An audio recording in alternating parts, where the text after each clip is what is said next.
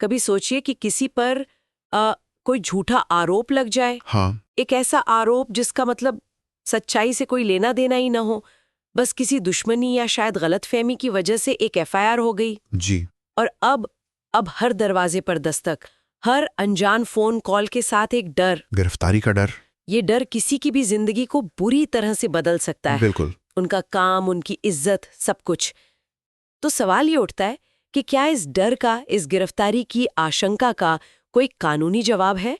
क्या गिरफ्तारी से पहले ही कोई सुरक्षा कवच मिल सकता है? ये एक बहुत ही जरूरी सवाल है। अक्सर हम कानून को एक घटना के बाद की प्रतिक्रिया के तौर पर देखते हैं। हाँ, कि कुछ हुआ फिर पुलिस आई। बिल्कुल, अपराध हुआ, फिर जांच हुई, फिर सजा। लेकिन कानून का एक पहलू सुरक्षात्मक भी है, जो किसी अनहोनी के होने से पहले ही व्यक्ति को बचाने की कोशिश करता है। सही बात है। और आज हमारी चर्चा का विषय भी यही है। हमें एक श्रोता से कुछ बहुत ही संक्षिप्त और सटीक नोट्स मिले हैं। अच्छा। और ये नोट्स एक ऐसे ही पावरफुल लीगल टूल के बारे में बात करते हैं, अग्रिम जमानत। Anticipatory bail. जी, एंटिसिपेटरी बेल। तो आज हम इन्हीं नोट्स को एक स्टार्टिंग पॉइंट बनाकर ये समझने की कोशिश करेंगे कि ये अग्रिम जमानत आखिर है क्या, ये काम कैसे करती है, और किन खास हालात में ये किसी के लिए जीवन रक्षक साबित हो सकती है। और हमारी कोशिश यही रहेगी कि इस जटिल लगने वाले कानूनी विषय को बहुत ही सरल तरीके से समझें, ताकि इसके पीछे का जो मूल विचार है वो स्पष्ट हो सके। ठीक है, तो चलिए इसे खोलकर देखते हैं। सबसे पहला और सबसे बुनियादी सवाल, ये अग्रिम जमानत असल में है क्या? जो जानकारी हमें मिली है उसमें एक बहुत सीधी सी लाइन लिखी है, यह गिरफ्तारी से पहले मिलने वाली जमानत है। सुनने में तो ये बहुत सीधा लगता है, पर इसका असली मतलब क्या है? यहाँ दिलचस्प बात यह है कि इसका नाम ही इसकी पूरी कहानी कह देता है, अग्रिम। एंटिसिपेटरी। एंटिसिपेटरी, ये सामान्य जमानत से बिल्कुल अलग है। सामान्य जमानत तो तब मिलती है जब कोई गिरफ्तार हो जाता है और फिर वो हिरासत से बाहर आने के लिए अर्जी देता है। बिल्कुल, वो तो आग लगने के बाद फायर ब्रिगेड बुलाने जैसा है। लेकिन अग्रिम जमानत, जैसा स्रोत बताता है, वो गिरफ्तारी की आशंका पर ही मिल जाती है। अच्छा। ये घर में फायर एक्सटिंग्विशर रखने जैसा है। अच्छा, आप आग लगने की आशंका से पहले ही तैयारी कर लेते हैं। फायर एक्सटिंग्विशर, वाह, ये तो एक बेहतरीन एनालॉजी है। तो मतलब ये एक प्रोएक्टिव मेजर है, रिएक्टिव नहीं। एग्जैक्टली। लेकिन ये आशंका कितनी वास्तविक होनी चाहिए?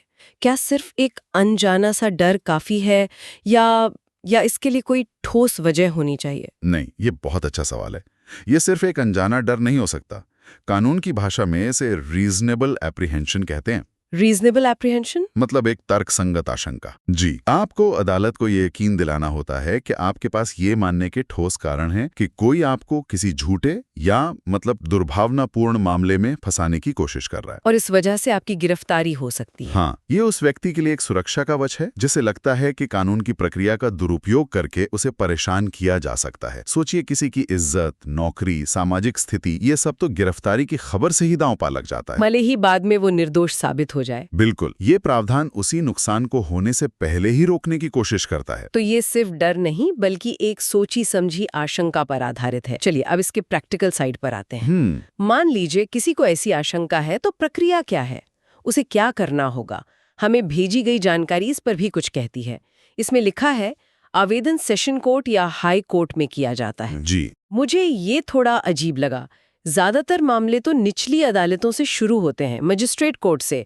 यहाँ सीधे ऊपर क्यों? अगर हम इसे बड़ी तस्वीर से जोड़कर देखें तो ये इस प्रक्रिया की गंभीरता को दिखाता है। आप अदालत से क्या कह रहे हैं? आप कह रहे हैं कि राज्य की जो शक्ति है, मतलब पुलिस, उसको किसी व्यक्ति की आजादी छीनने से रोका जाए। ये एक बहुत बड़ा कदम है। सही बात है, ये कोई छोटी मोटी बात तो नहीं है। बिल्कुल, किसी की व्यक्तिगत स्वतंत्रता पर रोक लगाने का फैसला एक सीनियर कोर्ट ही ले सकता है। ये इतना गंभीर मामला है कि इसे निचली अदालतों के स्तर पर नहीं छोड़ा गया। इसीलिए कानून ने ये शक्ति सीधे सेशन कोर्ट या हाई कोर्ट को दी है, ताकि इस पर पूरी गंभीरता से विचार हो सके। जी, और अनुभव के साथ। ये तो समझ आता है। और एक बार जब कोई आवेदन करता है तो इसका फौरन क्या असर होता है? शायद सबसे शक्तिशाली बात जो हमारे पास मौजूद जानकारी में लिखी है वो यही है, पुलिस सीधे गिरफ्तार नहीं कर सकती। हाँ। ये लाइन सुनने में जितनी छोटी है, इसका असर किसी की जिंदगी पर तो बहुत बड़ा होता होगा। बहुत बड़ा। यही तो इस पूरी प्रक्रिया का सार है। जैसे ही अदालत अग्रिम जमानत की अर्जी को मान लेती है, वो एक आदेश जारी करती है। और उस आदेश का मतलब? उसका मतलब ये होता है कि अगर पुलिस उस व्यक्ति को उस खास मामले में गिरफ्तार करने आती है तो उसे तुरंत जमानत पर रिहा करना होगा। तुरंत। सोचिए, उस व्यक्ति के मन से गिरफ्तारी का वो जो लगातार बना हुआ डर था, वो खत्म हो जाता है। उसे अपना पक्ष रखने, सबूत इकट्ठा करने और कानूनी लड़ाई लड़ने का मौका मिलता है, और वो भी सलाखों के पीछे से नहीं, बल्कि एक आजाद नागरिक के तौर पर।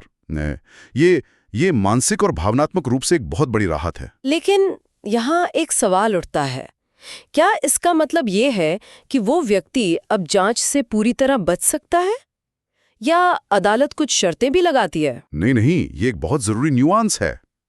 कहीं ऐसा तो नहीं कि ये प्रावधान जांच में ही बाधा डालने लगे? बिल्कुल नहीं। अग्रिम जमानत कोई get out of jail free card नहीं है। ये आपको जांच से ऊपर नहीं रखती। अच्छा। अदालत जब भी अग्रिम जमानत देती है तो साथ में कड़ी शर्तें भी लगाती हैं, जैसे आपको जांच में पूरा सहयोग करना होगा। मतलब जब भी पुलिस बुलाएगी जाना पड़ेगा? जाना ही पड़ेगा। आप बिना कोर्ट की इजाजत के देश नहीं छोड़ सकते। आप किसी गवाह को धमका नहीं सकते या सबूतों से छेड़छाड़ नहीं कर सकते। और अगर इन शर्तों को तोड़ा तो? अगर आप इनमें से किसी भी शर्त का उल्लंघन करते हैं तो अदालत आपकी अग्रिम जमानत रद्द कर सकती है और फिर पुलिस आपको गिरफ्तार कर सकती है। तो ये एक संतुलन है। बिल्कुल। व्यक्ति की आजादी की रक्षा करना, लेकिन साथ ही ये भी पक्का करना कि न्याय की प्रक्रिया चलती रहे। तो ये एक तरह की सशर्त आजादी है। आपने शर्तों की बात की, जिससे ये एक बैलेंस टूल लगता है। पर हमारे श्रोता ने कुछ खास तरह के मामलों का जिक्र किया है जहां ये बहुत ज्यादा जरूरी हो जाता है। जानकारी में लिखा है महिलाओं को इसमें ज्यादा राहत मिलती है। और फिर उदाहरण है 498A DV, घरेलू हिंसा, झूठे केस में बहुत उपयोगी। हाँ, यहाँ एक खास पैटर्न की तरफ इशारा किया जा रहा है। जी, और इस बिंदु को समझने के लिए हमें थोड़ा कॉन्टेक्स्ट समझना होगा। 498A जो है वो पति या उसके रिश्तेदारों द्वारा क्रूरता से संबंधित धारा है। और DV मतलब डोमेस्टिक वायलेंस एक्ट। हाँ, ये कानून समाज के एक बहुत ही संवेदनशील मुद्दे से निपटने के लिए बनाए गए थे, महिलाओं को घरेलू हिंसा और क्रूरता से बचाने के लिए। मतलब ये कानून एक ढाल के रूप में बनाए गए थे। तो फिर इन मामलों में झूठे केस की आशंका इतनी क्यों होती है, जैसा कि नोट्स में इशारा है?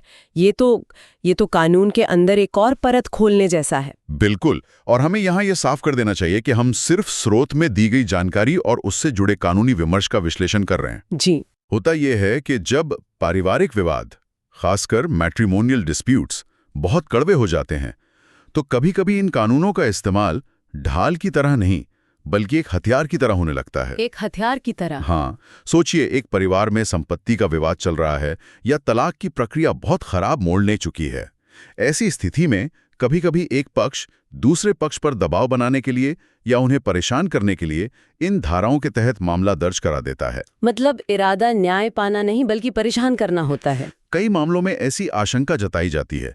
इन कानूनों की प्रकृति ही ऐसी है कि FIR दर्ज होते ही गिरफ्तारी का खतरा तुरंत बन जाता है। अच्छा।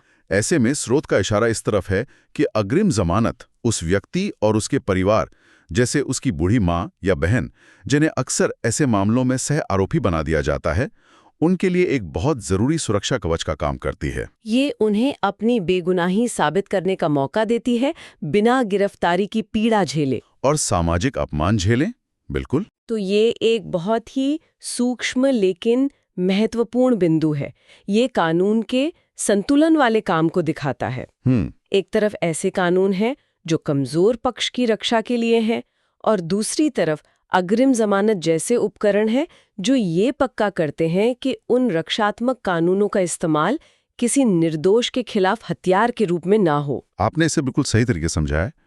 कानून का उद्देश्य न्याय करना है, और न्याय के लिए जरूरी है कि प्रक्रिया निष्पक्ष हो। सही बात है। अग्रिम जमानत उसी निष्पक्ष प्रक्रिया को सुनिश्चित करने का एक जरिया है। ये उस सिद्धांत को बल देता है कि कोई भी व्यक्ति दोषी साबित होने तक निर्दोष माना जाए। लेकिन एक सवाल मेरे मन में और आ रहा है, एक तरह का काउंटर आर्ग्यूमेंट। पूछिए। क्या इस तरह का प्रावधान ताकतवर और अमीर लोगों को कानून से बचने में मदद नहीं करता? सोचिए, कोई बड़ा बिजनेस टाइकून या नेता जिस पर धोखाधड़ी का आरोप हो, वो भी तो इसका इस्तेमाल कर सकता है। ये अग्रिम जमानत की सबसे बड़ी आलोचनाओं में से एक है, और ये सवाल बहुत जायज है। अदालतें इस बात को लेकर बहुत सतर्क रहती हैं।